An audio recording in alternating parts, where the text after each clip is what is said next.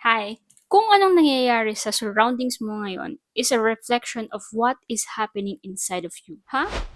So, dyan you're saying to me na kung ano yung mga nangyayari or yung mga sinasabi ng tao sa akin is ako ang may gawa. Sadly, yes, but let me explain. Whatever beliefs and mindset na na-program sa'yo since childhood is ayun yung magiging base mo sa pag-perceive and understand ng people or ng situation sa buhay mo. So, kung may nakakapagpa-trigger sa'yo ng inis, don't take it as a bad thing. Actually, make it an opportunity to know yourself or to know why you are being triggered.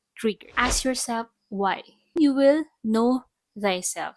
Slowly, if you do, little by little, your surrounding will change because your perception to the people and to your surrounding has already changed.